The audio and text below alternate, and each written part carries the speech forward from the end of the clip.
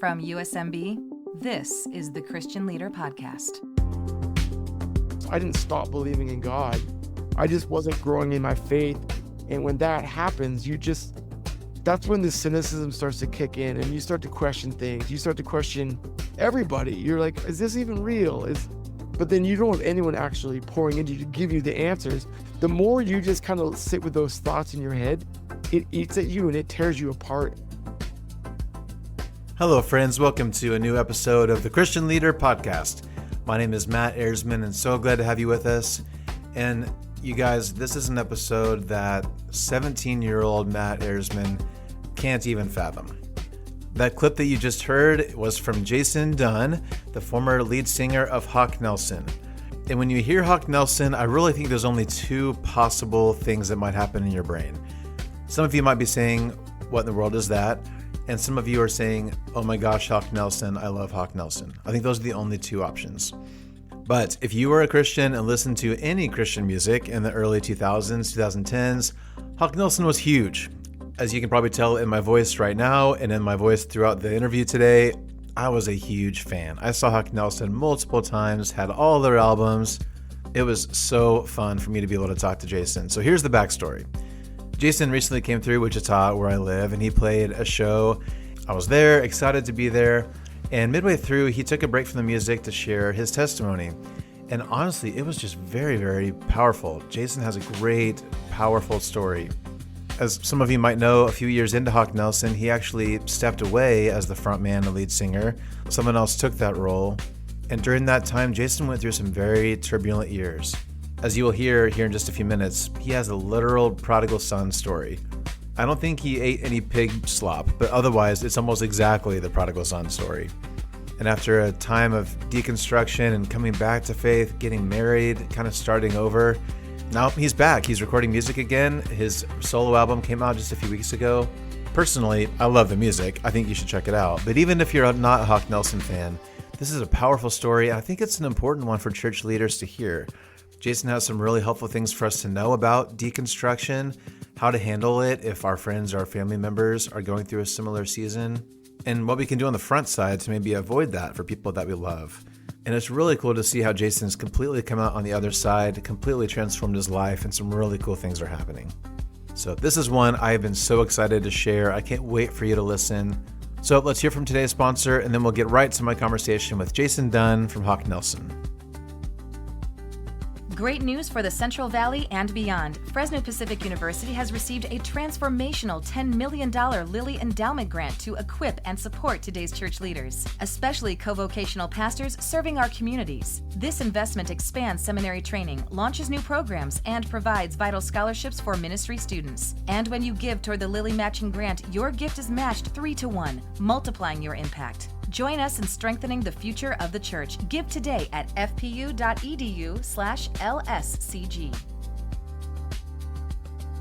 All right, my friends. Well, this is one I have been so excited for. I can't believe I'm getting to talk to this guy, Jason Dunn, the former lead singer of Hawk Nelson. If you were or are a Christian from the early 2000s, Hawk Nelson needs no introduction. This guy is a legend, and I'm so excited to be talking to you. So Jason, thank you so much for being here, man. Great to see you. Oh, it's my pleasure. Thanks for having me, Matt.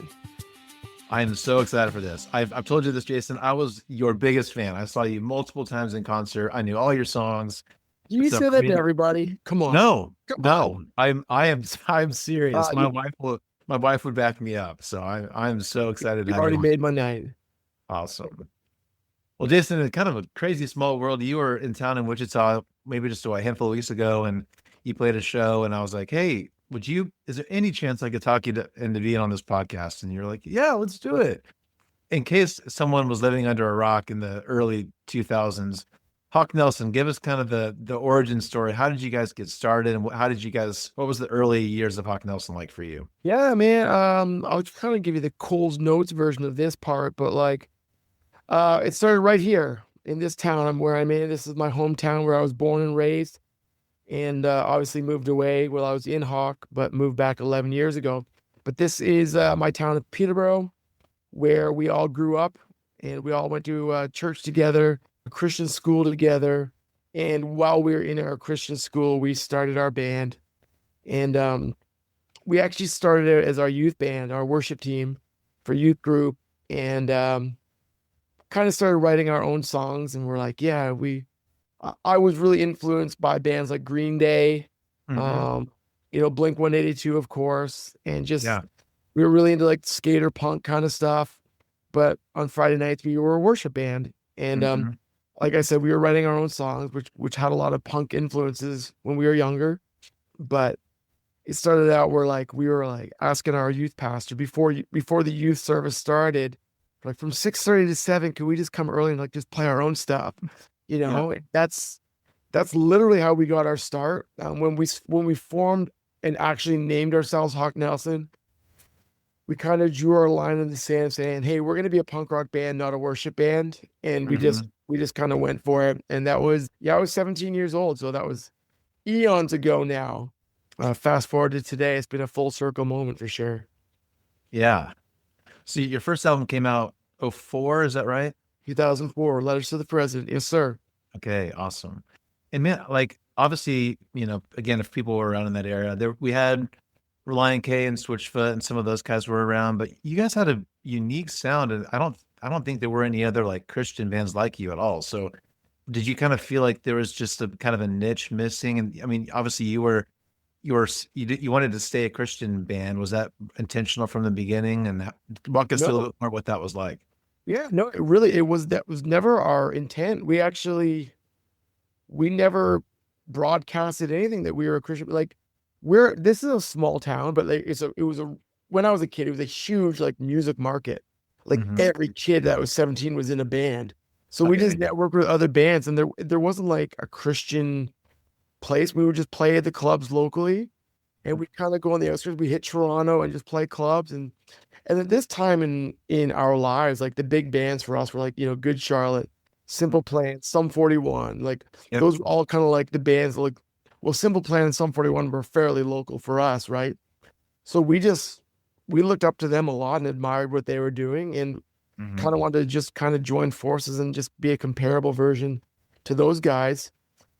And as we started playing more, churches took interest in us because they knew of us as a worship band. When we signed with Tooth and Nail Records, I was ecstatic because MXPX was one of my favorite bands growing up too, right? And they never really regarded themselves as a Christian band, and so I just kind of thought that was a cool that you could kind of be Christians in a band but still just play music for everybody. Yeah. I learned when you are in an industry designed by Christians for Christians, there's no escaping it, and there's no shame in that.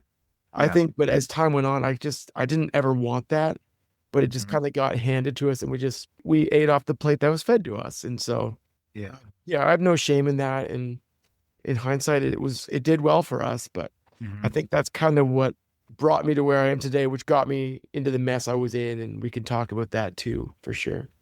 Yeah. Well, yeah, we'll get to that because I can't, it's hard for me to believe that you were 17 when the band started because I'm not sure, like, how many years did it take for you to get your first album out? You said you started when you So were 17. What yeah, was, we recorded that. I think I just turned 20. okay. When in '04. Yeah, so 17 is when we started, but like for the first year, I was the youngest in the band. So Mhm. when we started the band, I was the only one still in school. So the Okay. guys were at working jobs, and they're like, dude, like, do you think your parents will let you finish school on the road? I'll ask, but there's no way. And Yeah. I was Right. wrong. My parents were Yeah. like, no. So I did graduate high school, but it was a fight because I just wanted to get out and be on the road with my friends playing shows. So we Mhm. did this thing called the Summer of No Return, where we just hung out with our friends every night, like had bonfires and just sing our hearts out and just be with our friends for the whole summer because we knew we weren't coming back. Like we were gonna hit the road and we were gonna hit the road hard, and we Okay. didn't know if we were ever gonna see our friends again. And Mhm. it's weird, man, thinking back, like a lot of those friends I haven't seen since that Wow. time, 25 years ago or whatever it was. Some of them moved away, or some just got married and had families of their own, and just we run into each other from time to time now, but it's just like we knew we were onto something that was going to be bigger than we could handle. We set that goal for ourselves, and I think we almost met it. Well, yeah, because I can't imagine being, whether you're 18 or 21 or however old you were, you guys just had this meteoric rise. Like I just remember when Letters to the President came out, like you were the Christian band that everyone was talking about. And again, I saw you several times, and sometimes it was like just you guys, or a couple of times I think you were opening for someone else, but you were the draw. Like the crowds were just going crazy for you guys. I just can't imagine what it would be like to be a 22-year-old with pretty quick fame. And again, there's kind of pandemonium around you guys. So what, especially in those earlier years, what was that like, and how did you deal with it? You know what, man? It's funny. Like, I didn't know any of that stuff till later in life.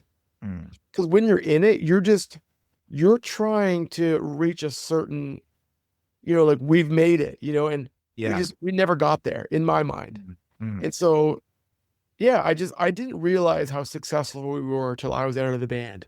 Yeah, it was cool to be able to play shows and massive festivals, and people were like, it was amazing. But I'm like, that's every band on this festival in my mind. So I maybe that's, I don't want to say it's humility. It was more just, I think I was just naive.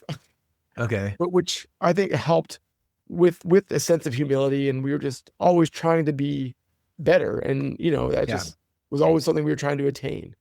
So again, you guys climbed really quickly, and especially your first album was just really huge. And then I think, I can't remember exactly when this was, but at the concert, you shared the story of when you got approached by some TV and movie folks. They were trying to kind of test you out to see if you could have a kind of a hit song that would be a little bit more mainstream. Can you walk us through that story a little bit? Yeah. First couple of years with Hawk, we toured all the time. And I probably mentioned on stage, like the first year we did 280 shows, touring Letters to the President. And that's show dates. That's not days off. So we were never home. Yeah. Back again to the summer of no return with our friends. Like we knew we were going to hit the road hard, and we did. Yeah. And we never looked back. And the time that we did get home, we got a call from management saying like, hey, there's a film and TV crew in Nashville. Can you come down and play the showcase? And we're like, sure. So we got back in our van and just drove all the way down to Tennessee to play this 15-minute set for a bunch of guys in suits.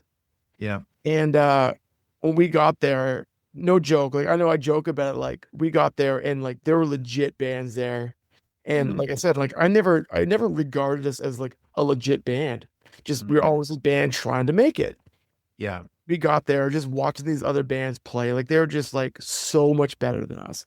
And they were tight and they had great songs and they were professional. And we're just like dirty, like just drove out of a van that we just spent like 20 hours in. We were hungry, we were tired, we were exhausted, we were stinky. We just, and we got it and played our set. And it wasn't great. We just did our thing. It's what we could do, we did our best. It's all we could offer, right? But then it was after the fact that we were just kind of stuck there. Like we had nowhere to stay. We couldn't afford a hotel. So we're like, there's free catering at the back of the venue. So we just hung out all night, man. Just eating sub sandwiches with like these music producer or executives out of Hollywood. And like all these other bands lived in Nashville. So they'd play and they'd pack up their gear and just jet home. So we were just forced to hang out with all these people. And by the end of the night, it was our personalities and hearts that won them over. I don't think it was our music at all that got us the gig. So they just asked if we'd be interested in acting as the Who on NBC's American Dreams, which we gladly accepted.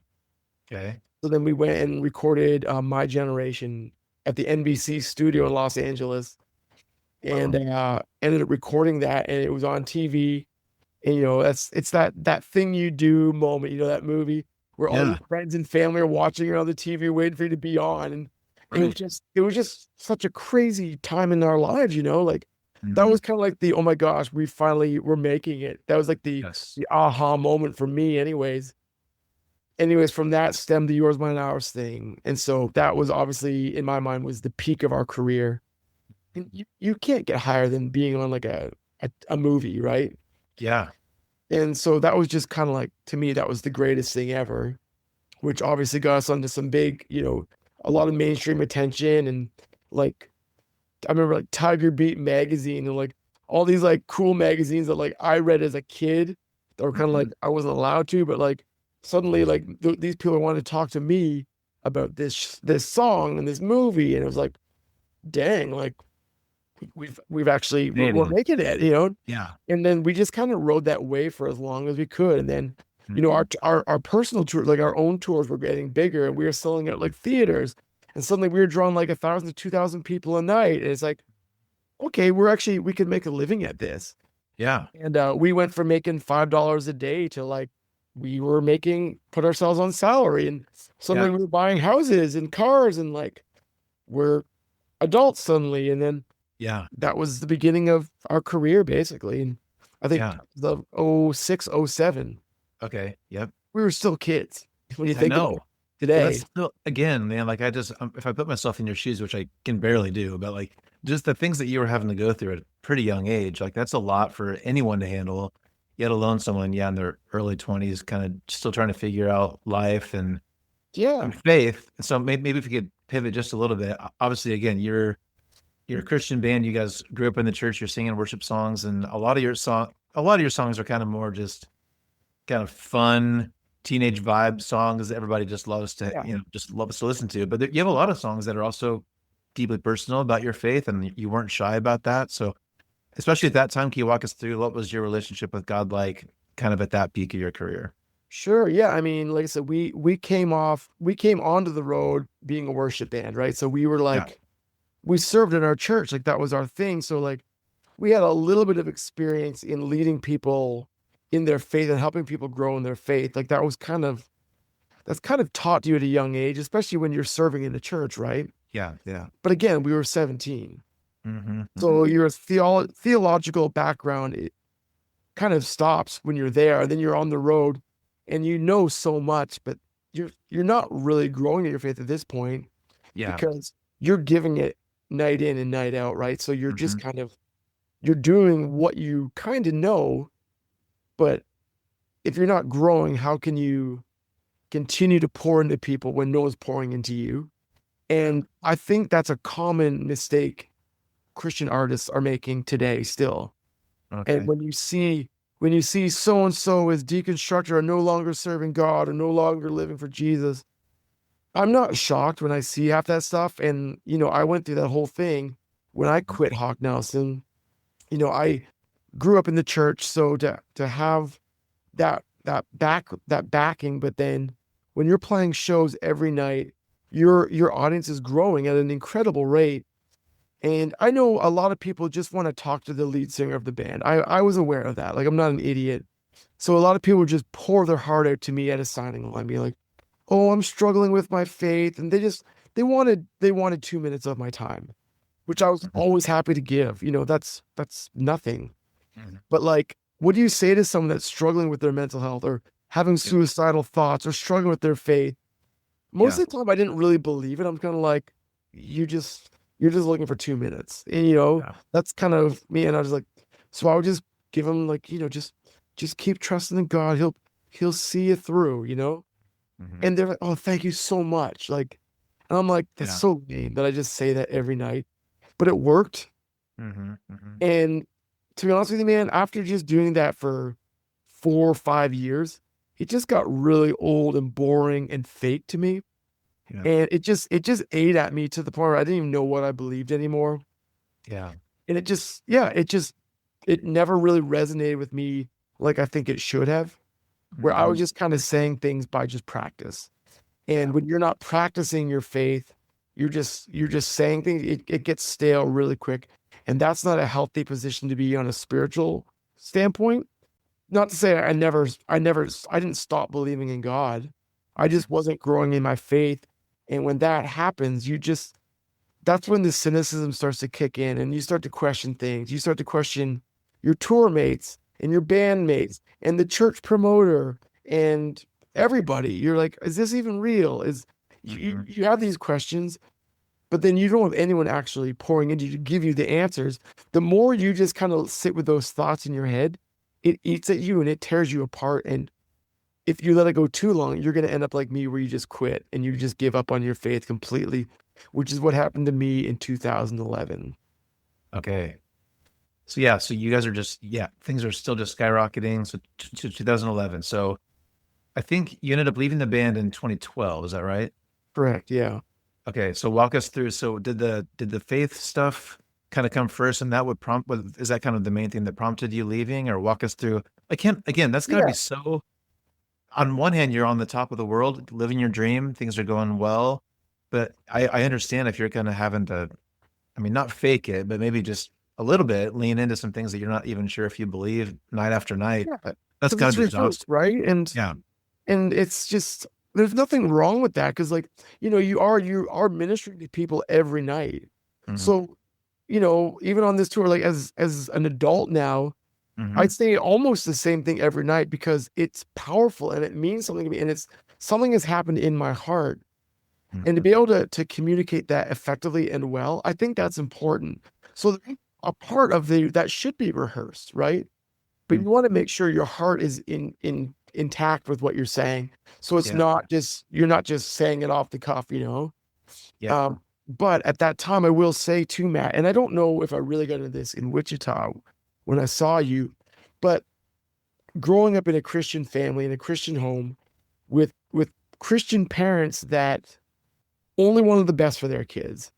And I Hmm. get that as a parent today, I get that. I've got 3 kids and I only want the best for my kids. And being a dad, there was no handbook given to me on how to parent your children, right? So Yeah. there's no correct way to do it. You only know the best way you can do, and you can only give your very best. And I know that about my parents. And sure, they made a ton of mistakes. And I'm Mhm. sure I'm going to make a ton of mistakes. And I probably already have made a ton of mistakes.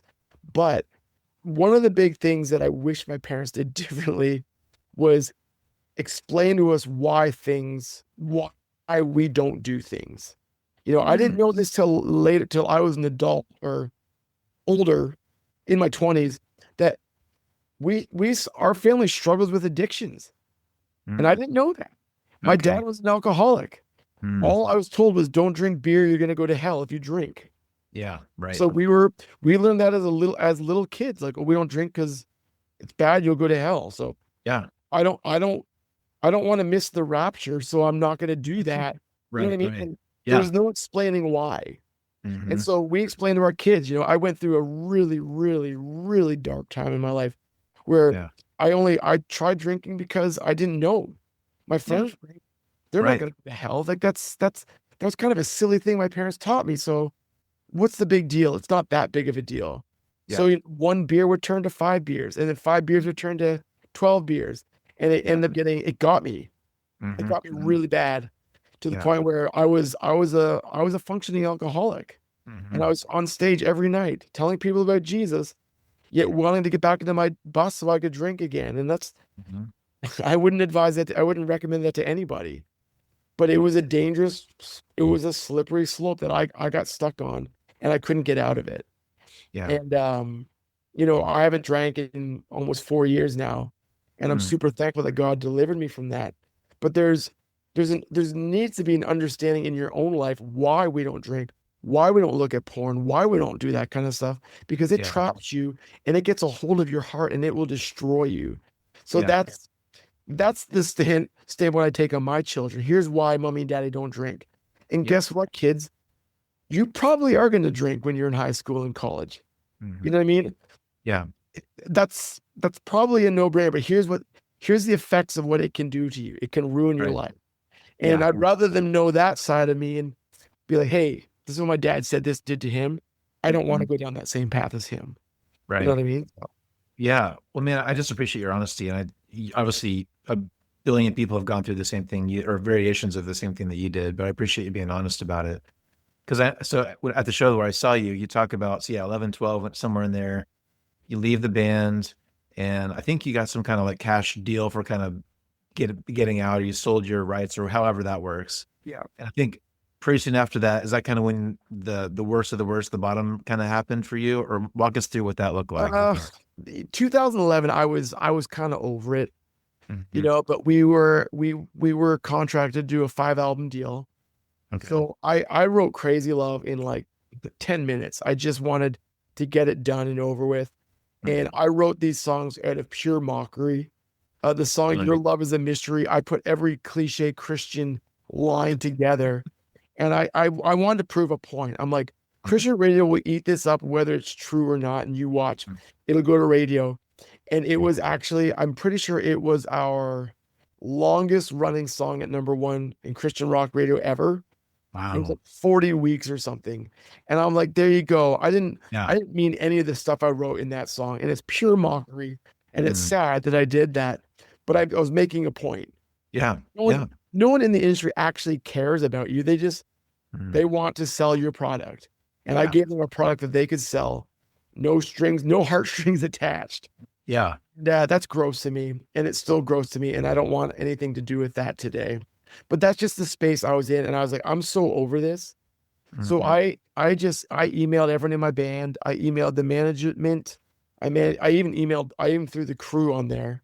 Everyone on our bus and their team was like, hey, listen, I'm like, I'm not doing this anymore. So I'm done at the end of the year. This was 2011. They're like, hey, like we need to talk about this. Please don't spout off on the internet or anything. Like, Facebook was fairly new at this point. So Yeah. they're like, please don't say anything like to fans or anything like that. I'm like, I Mhm. respect that, Yeah. sure. Let's get this situated privately. And I just told them my questions with faith, with God, with the church, with the music industry, with all of it. And I was like, Yeah. this is not for me anymore. Like I never signed up for this. It was just that kind of thing. And ironically, any questions I had about God or faith, Jonathan Steingard was the one that tried to keep me on the straight and narrow, which is Yeah. very ironic, with, as his story. But Well, real quick, some people may not. Can you give the really short version of so his story? Jonathan Steingard, when I left the band, Jonathan took my job as the frontman for Hawk Nelson Mhm. for a few years anyways. And then he went public with his same thing that I was going through. And his just shocked the whole Christian world, Yeah. Yeah. And which I guess, as far as I know, is that's kind of what ended Hawk Nelson forever. So, but anyways, once we kind of went through our discussion and stuff, they kind of just swept it under the rug. Like, okay, well, we get it. So we got this tour coming up. Let's finish this tour. We'll see what will come up next. And we're like, okay, sure, let's finish this tour. And then we did like 2 or 3 more tours. And I was like, Oh, wow. guys, like, I'm done. I'm Yeah. done. I forget when I ended. It was in March. I know that much. March was my last tour. We were on tour with Mercy Me and Matt Marr and I think the Ren Collective. Okay. It was a big tour. Yeah. And I remember the Ren Collective, they were a brand new band at this time. So they were renting our bus off of us. So they bunked with us. So we got to Okay. know them pretty well. And they saw the worst of me because they lived on the bus and I was a pretty open book. I would Yeah. spout off on the bus. They'd see me stumble into the bus drunk and just do my thing. And it didn't matter because I'm Jason Dunn from Hawk Nelson. Like, what? You can't stop me. And Right. but it was more like oh, you guys are from Ireland. You guys drink all the time, Yeah. And we're like, well, no, we don't. Like, I remember one of the guys pulled me aside. He's like, dude, what are you doing? Why are you being this way? Yeah. And I just and I pulled you don't know me well enough to be judging me like that. Mhm. Who do you think you are to judge me? I remember having that conversation with him in bus call in the park line. He's like, okay. And he just walked away. Yeah. And that just to show you that's not me. I am not that person. And for that to come out like that is just, man, the movie Billy Madison, where he calls all the people down the list and apologizes. Yeah. No Yeah. joke, man. I went down a list and I called probably 7 or 8 people. I'll say once I met Jesus for real in 2011 or 2016. Okay. 2016, I met Jesus in a real radical way. I went down the list in my phone and I called people up. I'm like, hey, I was so stupid back then. I probably did some stupid stuff and you saw that. I'm like, and I need to apologize. And, it was really, really powerful what that did for me and for them. It was just like, I needed it. They needed it. And those guys, I didn't have any of their numbers, but those are some of those guys I would love to just reach out and be like, hey, I was a mess and I'm sorry. There are still a ton of people I would love to reach out to that I had lost contact with, but man, there was something really powerful about just getting that off my chest, and but anyways, I left in 2011 or 2012. My marriage at that point, because of my actions, it was over too. So I lost my marriage and my band all in the same year.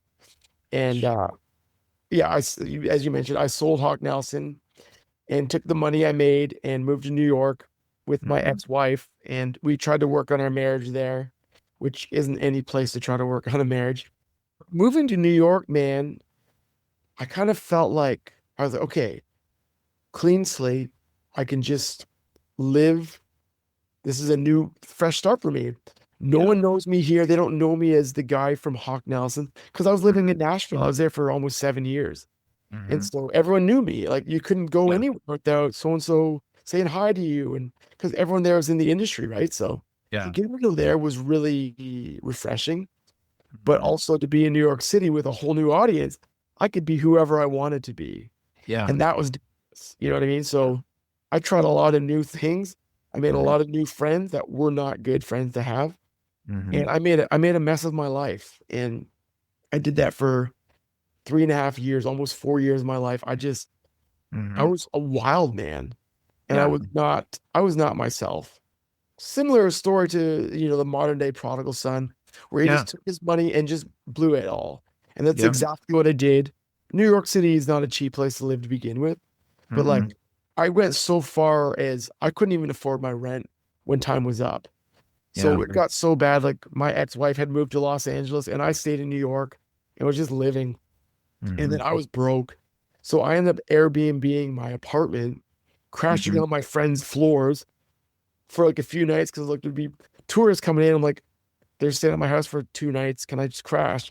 So I would Yeah. just do that, which is so uncomfortable thinking back in hindsight. Like, what was I doing? Yeah. But anyways, I struck out. I'm like, I'm out of money. I Mhm. have nothing to my name anymore.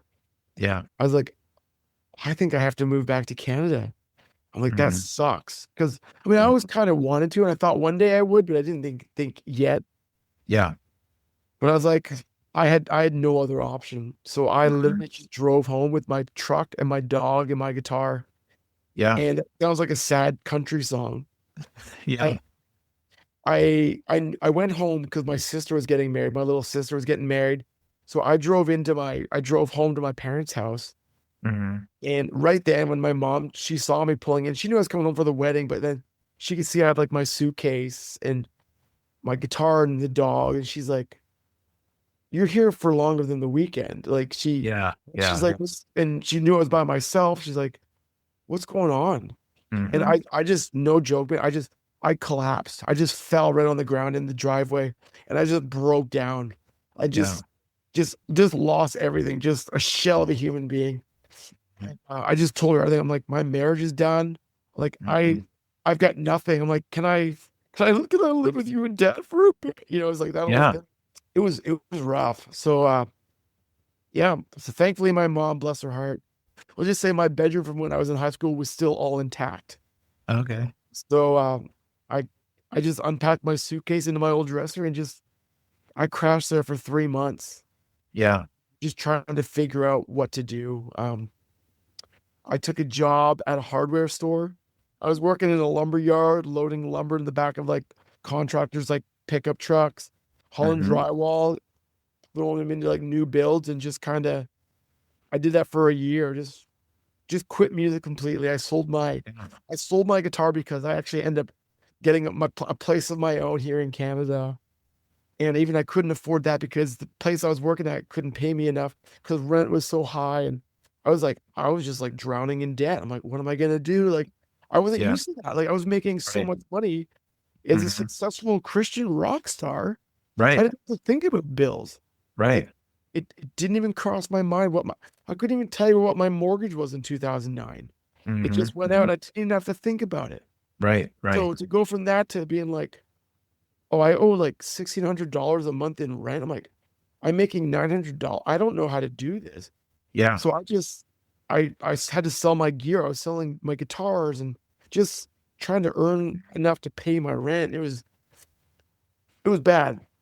Yeah. Anyways, during that time, I did own some property in Nashville, thankfully. That was like I did have a little bit of equity, and so I ended up having to sell that house. obviously through a divorce stuff, I had to split everything, but I had enough that I could come back and then I could get back on my feet here in Canada. I was able to buy a house here and kind of get back on my feet. Thank God for that.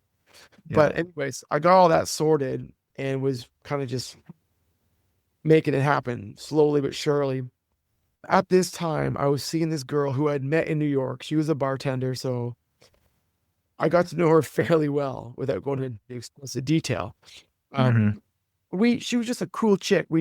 She's from Ireland. She just moved to New York, trying to get it. She was kind of going through some crap as well, and was just trying to get on her feet. And I don't know, we hit it off really well. She was a music teacher and like a musician, so cool. She would play at her pub, and it was we got on really well together. And I could tell there was kind of something there. And I was like, hey, I'm like, as cool as you are, like I'm getting out of here. Like I'm going back to Canada and trying to figure this out. So yeah, nice knowing you. But she ended up flying out to see me a few times. And yeah, I don't want to say we dated because I was in my 30s, so that just was kind of, she's not my girlfriend. Like, yeah. But my mom was like, who's this girl that's coming out to visit and stuff? I'm like, yeah, her name's Neve. She's cool. Like we're just friends, Mom. Like nothing, there's nothing there, Yeah, leave me alone, Mom. Yeah. I was just like, whatever. Yeah. But then she came to visit another time, and during this time, I should say, my mom, the righteous zealot that she is, was like, Dave, she's like, you need Jesus. Yeah. I was like, Mom, like, I know you've literally been saying to me since I was 5 years old, like, that's your and Dad's thing. Like, I've tried that, and it didn't work for me. Right. Like, honestly, like I did everything you taught me, and I just don't think that's for me anymore. And I appreciate your concern, but I got this, Yeah. Which clearly I didn't. So anyways, this girl Neve came to visit me, and and my mom decided to invite her to go to church. Okay. And Neve, of course, isn't going to say no to my mom.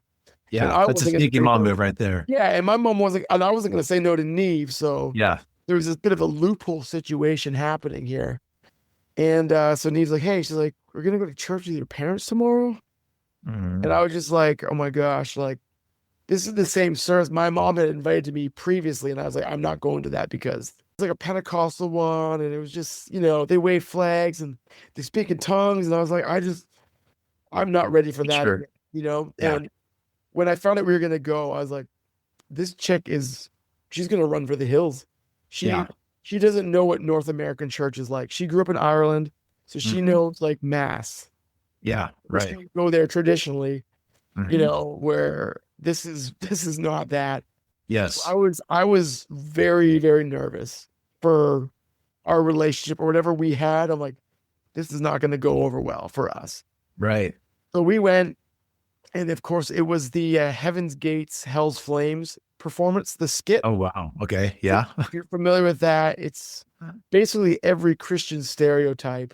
Yeah. Basically, if you're serving Jesus, which a lot of the people in the performance were, they go to heaven, they'd be at the pearly gates, greeted by angels. And if you're bad, if you get like a guy crashed his car from drinking and driving, and he just immediately ends up burning in hell. And yes, classic. The performance is to literally try to scare the hell out of you. Right. And, as a kid, that freaked me out, and I'd go to the front every time this went on at my church. So I knew how this. I know how this goes. Right. So this started, and it was put on locally by like the local church. And as a person that values like excellence, when I want everything to be done well and right, this was not that. Yeah. Like, they were tripping over their lines. Like the demons in the back are feeding the people their lines, And it was just overall, it was really bad. Like, I'm like, this is embarrassing.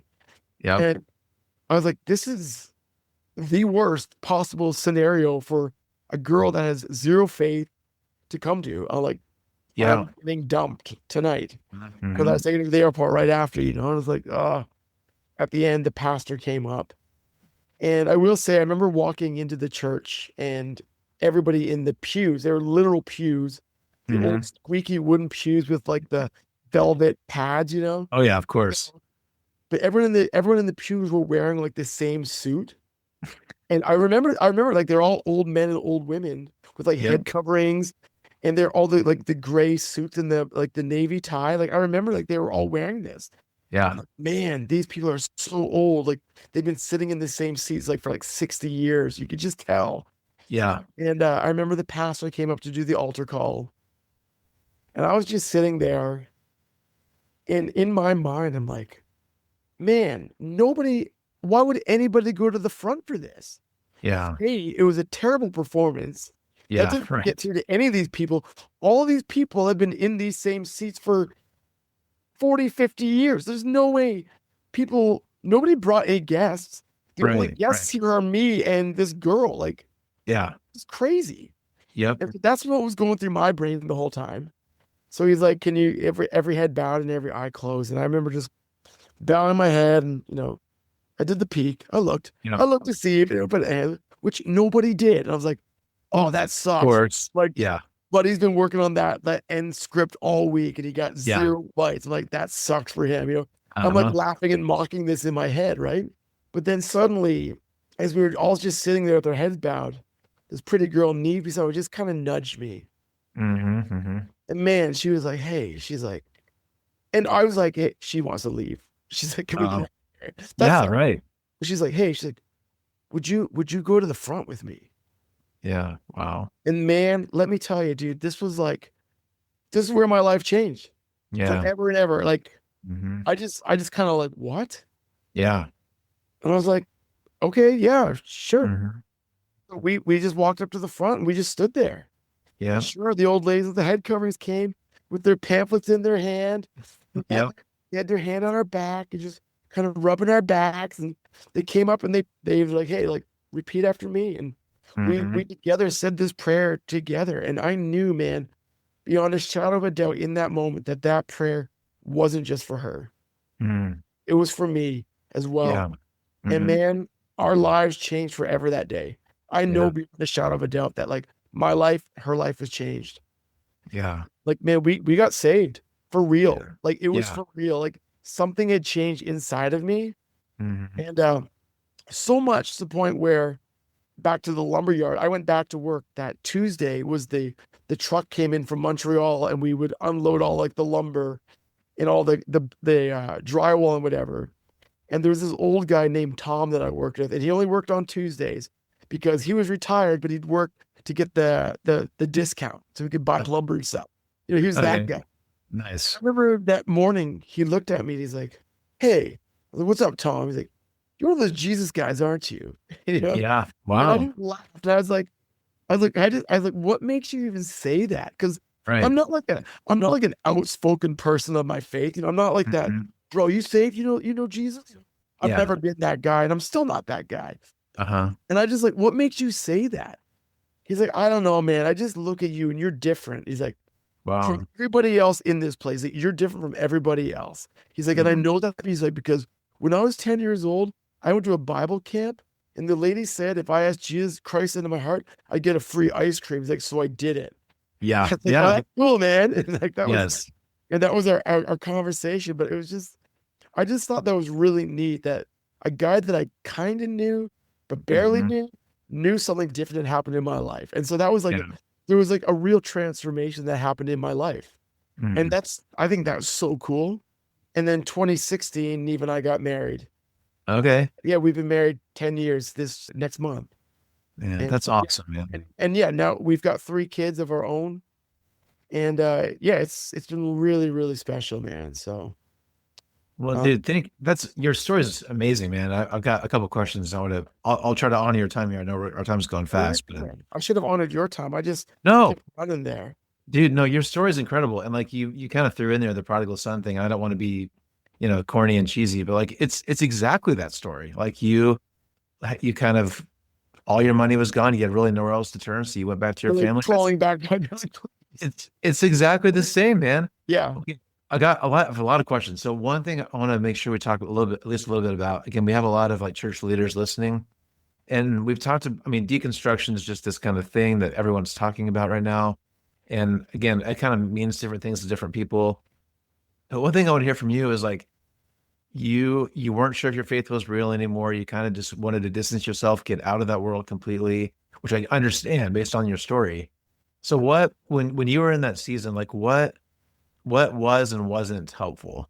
Like obviously your mom really wanted you to come back. I'm sure there are a lot of people in your life who are trying to, give you all the Christian cliches to try to talk you into doing certain things. So again, with for our audience, like if we know someone who's in a similar situation, what should and shouldn't we do to our friends who are in a situation like that? Yeah, dude, and I know I didn't dive into it, but like I was on staff at a church for the last 8 years.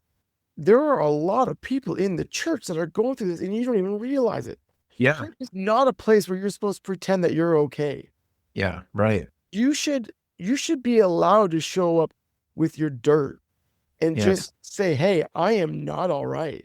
Yeah. And not just congregants, leaders. You Yeah. cannot pretend that you're up here and your congregation are down here. My Mhm. whole my whole life goal is to remove this pedestal. So even as a guy that's in a band that sings that people, even though they don't mean to, put you up here. I don't Yeah. want to be up here. I want to be I want to be here. I want to be here. Yeah. Yeah. You know what I mean? I want to Uh-huh. let you know, like, hey, I am far from perfect. I've screwed Mhm. up. I'm still screwing up. I'm still trying to be better every day. I just want to be like Jesus. And that's not going to happen because Mhm. this was perfect. But Yeah. with him as my guideline, if I could Mhm. attain to be draw closer to him every day, then that's what I can do. But Yeah. like to tell people you be more like me and I'm better than you, that is not helpful. But Mhm. it's like, hey, it's just to be able to lead by example, man. And sometimes your examples aren't perfect. Yeah. None Yeah. of them are perfect. And Right. unfortunately, people in the church aren't perfect. And although myself included, view people, pastors, people in authority, we do put them up here, myself included. I Yeah. do that to people, and we Mhm. shouldn't. But when Yeah. they fall or screw up or fall from grace, you're like, ah, I knew Yeah. it. And then Yeah. suddenly we're putting our faith in people, not in Jesus. And that's Yes. messy. And then we or people give up on their faith because we see people fail. And when we see Mhm. people fail, we're like, aha, I knew they weren't real in their faith, so I'm over it. And Yeah. we have to stop putting our faith in people. And also, it's okay to deconstruct your faith. I think it's Yeah. healthy to question where you're at with your faith. Just make sure you put the pieces back together and have Yes. people you can be accountable to that can make you stronger in your faith and bring you back to where you need to be. I didn't have Yeah. that. Nobody in Christian music, I don't think people in my circles didn't have those people you could be accountable to. So Right. that's why I say when people do fall from grace, or when people you respect or look up to, or who are your Christian music heroes, when they Mhm. crash and burn or deconstruct or no longer believe in Jesus or end up in prison or should be in prison for things they've done in their horrible, dirty past, and you're Yeah. like, what the heck just happened?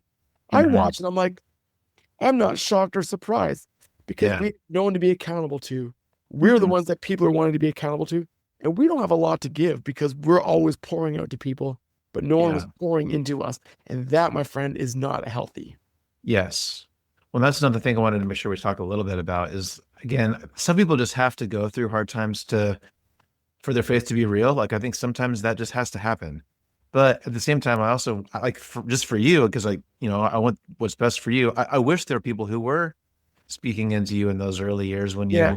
when you were probably given way too much responsibility way too quickly.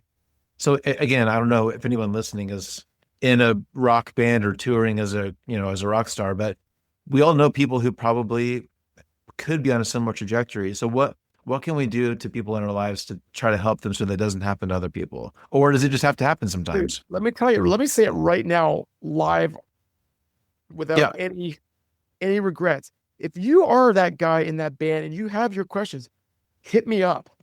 Let me tell you, dude, I, Yeah. I share my story about falling from grace or falling from faith every night on tour, right? And Yeah. we've been on tour with bands and it's been incredible. But like halfway or near the end of our one of these tours, one of the guys I'm on tour with was like, hey man, he's like, can I talk to you about something? Mm. Yeah, what's up, bro? He's like, I kind of want to talk to you in private. I'm like, yeah, what's up? He's like, Hmm. man, he's like, I hear you say you share your story every night. He's like, about you growing up in the church and you falling from your faith and not believing what you believe. even though you're on stage doing that every night. He's like, I'm there right now. Yeah. Wow. I'm in this, I've got the same, I'm in the same position as you. My dad's a pastor. I play in a Christian rock band. I play every night telling people about Jesus. He's like, I don't think I believe any of it anymore. Yeah. Mm-hmm. But for him to even come forward and say that, that's a step in the right direction. Yeah. Even that is just, if you're that person, call me, hit me up on Messenger, whatever it is. Like, Yeah. dude, what can I do to help you? Just Mm-hmm. let me know. I will run Bible study plans with you. The Mm-hmm. Bible app makes it so easy today. Man, that might be my new calling in my life. Mm-hmm. And I do think, like, I love being on staff at a church. I don't think I know that that's not my life calling. That's not what God called me to do, to be in the church. Mm-hmm. I know I was created to make music for people outside of the church, people who don't know who Jesus is. But I do think there is something inside of me stirring, be like, for those people that did grow up in the church like myself, because I've been through the ringer, man, Yeah. let me help you get through that, get over Yeah. the questions, because you need those people. And I would have never in a million years thought I'd be the guy you could be accountable to. But I don't know. I think in this season of my life, I think I'm there right now. So anyway. Yeah. Oh, that's amazing, Jason. I love it, man. Okay, man, you've been so generous with your time already. I'll try to wrap up so we can get you out of here. But you, so you said you were on staff for 8 years at a church, Yeah. and then just recently you kind of started making your I mean, as far as I know, you're kind of started to make your own music again, and got a new album coming out next week, I think. As by the time this releases, I think it'll already be out. So, Yeah, 22nd of May. and you're on tour. On tour all over the place with all kinds of people. So, give us an update on what you're currently working on and anything else you want to let us know about. Yeah, man. Right now, I just got off the road yesterday, so I'm home. I'm at my house right now. I'm here for like 3 weeks, so that's gonna be great. Just hanging out with my wife and my kids, and yeah, trying to get this record out, talking with as many people as I can. And I've actually started writing a lot again. I mean, I've always been writing, like even while I was at the church.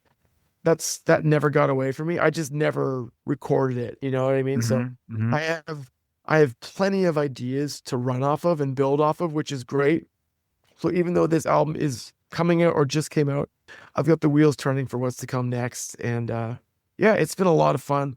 Right now I'm in this massive creative buzz where I'm just buzzing with ideas, which is really great because it often goes in ways where I'll be like dry for like 3 months. I'm like, I got nothing. I freak out. And then, okay, I got 1,000,000,001 ideas right now. So I'm in that right now, which is really nice. Good. Yeah, just doing that. But also when I'm home, I also just want to shut it down and just be present with my family. So your kids. Yep. Right now I've just been, dude, I was pulling weeds today out of my yard and my garden. Yeah. You know, Yeah. that was my day today. It was awesome. I loved it. Nice. Very cool. Well, the new album is formerly known as, right? Yes, sir. Formerly known as by Jason Dunn. It's out now, so make sure you stream it wherever you can and keep an eye on tour and stuff. And yeah, Jason, I'm so grateful that you're willing to share your story because again, even if people listening will never have the life that you had or that you have, I think we all can resonate with elements of it. So I'm just so grateful that you're willing to share it. And yeah, man, it's been so fun talking to you. Can I ask you one more question? Anything. Okay. So now all these years later, like if you're, I don't know if it'd still be on the radio somewhere, if you somewhere just come across Hawk Nelson or, I mean, right now you're on tour, you're singing songs that you wrote 20 years ago.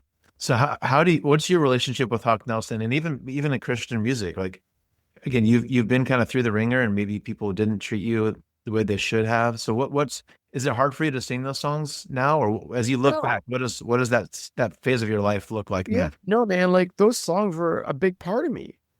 And yeah, you know, when you did it every day for like 14 years, some of them you kind of did not look forward to singing California every night. Yeah. Because I've had so much time off. I've been off the road for 14 years again. So it's like, there's something powerful about singing these songs still and people like gravitating towards me, singing their hearts along. Like that's so special for me and for them. And it's the perfect chemistry. Yeah. Yeah, I love it. I love it so much. And I love being out every night. I've been doing some of the, like the one that you were at, like those shows are so special and you were a part of it. And the people that show up are people that want to be there or need to be there. Yeah. A lot of the shows we did as Hawk Nelson, they're either massive like arena tours that weren't our tours. We just got to be a part of them. There was 10,000 people there, but they weren't there to see just us. You know what I mean? Yeah. So of all those 10,000 people, maybe 500 people were there to see us. So if there's 500 people singing in a 10,000 seat arena, it's cool, but it's not as cool as to have 75 people crammed in a tiny coffee shop, every single one of them singing their hearts out at the top of their lungs. There's a magic in that. It's just, I don't want to ever lose that feeling. Mm-hmm. You know what I mean? So I want to just keep doing these kind of things and slowly build it rather than jump from like playing to 50 people to 50,000 people again and be like, oh, I miss the hanging out with people after shows, sharing stories, and you telling me what your favorite song is. And I love that. That's what I do this for. And I've discovered, being back on the road this time around, that music is secondary, man. It takes a back seat in everything that I do now. If I can share my story like I just did with you tonight, if I can share that with people and make a difference in one person's life, if this story just doesn't fall on deaf ears, man, then my night's worth it. It's worth playing for 20 people. It's worth playing for 30 people. It doesn't matter. If one person walk away feeling like, man, that guy's got something that I don't have, then I've won. Yeah. And I think it's cool because that's the complete 180 from what you were doing, right? Like you were 100%. Yeah. It's just so cool how it's come full circle. So yeah. What the other answer to your question, I don't keep up with Hawk Nelson or the industry per se. The industry itself, it's an industry. It's like any industry. But at the end of it's a little bit snakier because it's Christianity being sold. And I will never sell the gospel.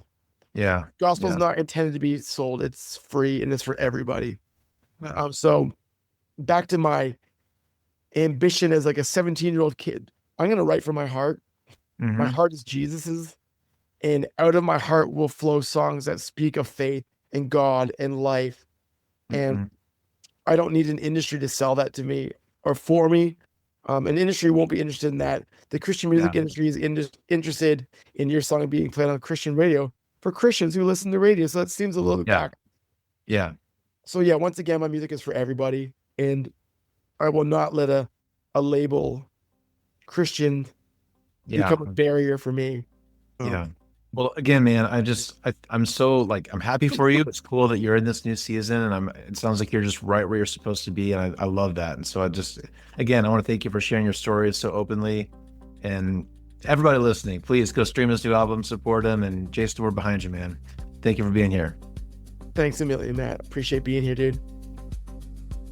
Looking for your next ministry opportunity or know someone who is? The USMB jobs page is one of the best places to discover openings in Mennonite Brethren churches and ministries across the country. Whether you're exploring a new calling or searching for a pastor, worship leader, youth minister, or other ministry role, you'll find opportunities from churches actively looking for leaders. Visit usmb.org/jobs to browse current openings. Again, that's usmb.org/jobs. Your next ministry opportunity could be just a click away. Well, one more time, I am so thankful to Jason for taking time to talk to us. What a powerful story, and what great reminders for us in the church that we need to be a safe place for people to be themselves, to ask questions, to guide people who are coming up behind us in our faith. So many things that we can learn from Jason's story. And again, whether you are a Hawk Nelson fan or not, I encourage you to go check out Jason's new album wherever you get your music, on Spotify or Apple Music or wherever. His new album is called Formerly Known As.